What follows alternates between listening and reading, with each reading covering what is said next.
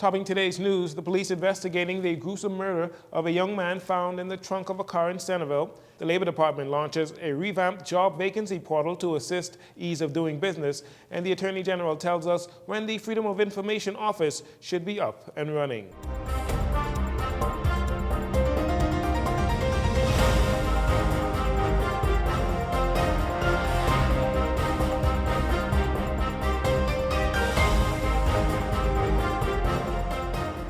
Good evening, Bahamas. I'm Jarino Saunders. This is your JCN Evening News. Thanks for joining us. 4 adult males are in police custody assisting police with their investigation into the country's latest homicide here in the capital, the 88th homicide for the year, according to Jcn's news records. According to reports, shortly after 5 p.m. on Tuesday, police discovered a partially decomposed body of a male believed to be in his early 20s in the trunk of a black-colored vehicle parked in a bushy area at the rear of the Centerville food store on 6th Terrace. Here's Chief Superintendent Michael Johnson, officer in charge of the Criminal Investigation Department, with more on the details. Police arrived. They noticed a black Honda Fit.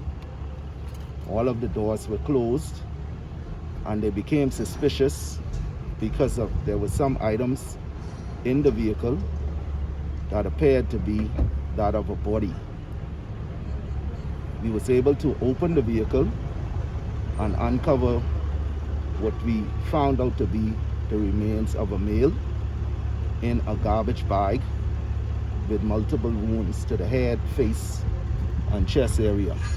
According to Superintendent Johnson, the body was in the early stages of decomposition, which suggests the victim may have been in the vehicle for about 24 hours. He told reporters on the scene police are following significant leads. Police have officially identified the victim as Omar Davis Jr., 21 of Romer Street, Fox Hill. Young Davis was home on a break, having recently graduated from Central State University in Ohio with a grade point average of 4.0. In 2018, young Davis graduated from C.I. Gibson Secondary School and was that year's valedictorian. He was also an honor in the Alpha Phi Alpha Fraternity Honors Day convocation. The man currently in police custody range in age between 20 and 56 years old. Police are appealing to members of the public who may have any information regarding this incident to contact the Criminal Investigation Department. Prime Minister Philip Davis this morning saying that his heart is heavy as he received news of the young man identified as Omar Davis Jr., who was found killed and left in the trunk of his car on Tuesday. In a statement on the Prime Minister's Twitter account, he says, quote, "Here we have a young man whose resolve to escape violence fueled his outstanding achievements in our public schools and in further education. His determination and his success reaches and inspires so many others. To lose him this way when he was about to embark on a new stage of his life feels truly unbearable," end quote. Prime Minister Davis extends his condolences to members of the family and friends and says we must work harder to turn the tide. A lot of the devastation from Hurricane Dorian is because of individuals' failure to follow building codes. This coming from Parliamentary Secretary in the Ministry of Works and Utilities, Bacchus Roll, after receiving questions of whether there are plans to change building codes after the extreme devastation to homes from Hurricane Dorian. He says that codes need to be changed, but we must also ensure codes are being followed. And we have to hold persons accountable, in my opinion, because the safety is one of the most, loss of life. You cannot replace that.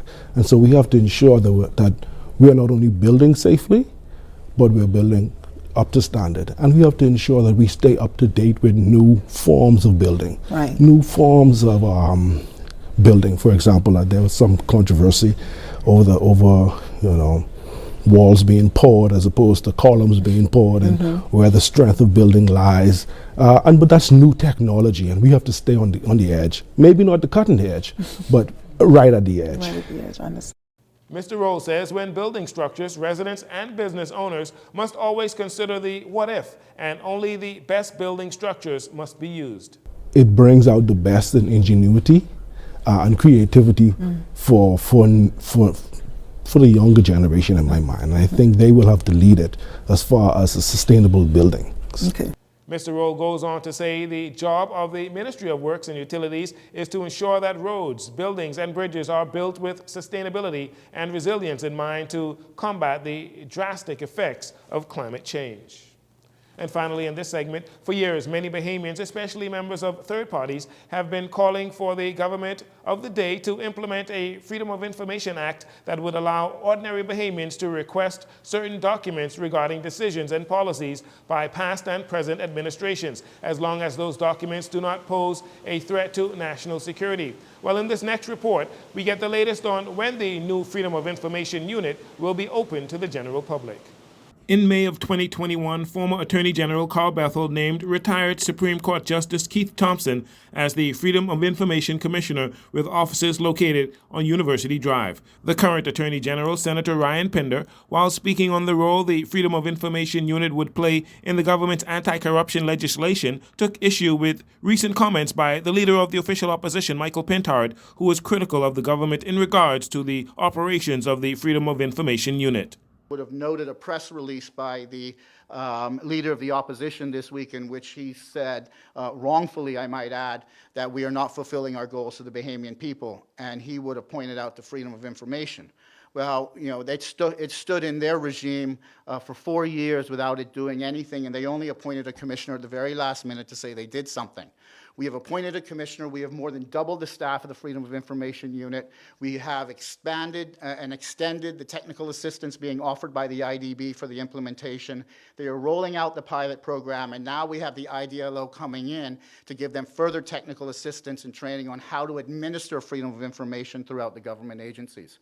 Attorney General Pinder also had some strong advice for the leader of the official opposition. And you know, if the leader of the opposition just wants to call me and ask what we're doing, I'm happy to tell him what we're doing, but he shouldn't sit there and guess, because you know what guessing does. You know, it makes you look ignorant.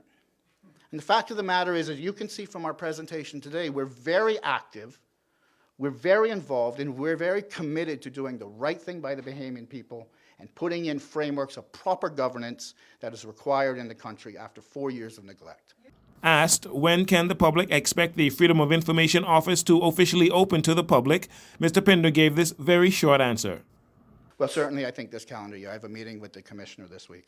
Mr. Pinder was referring to a meeting with the commissioner of the Freedom of Information Unit. Meanwhile, Mr. Pinder says the anti-corruption legislation will likely come towards the back end of the government's legislative agenda over the next 6 months because they are still awaiting recommendations from the International Development Law Organization. We'll take a break here, and we'll be right back after these commercials.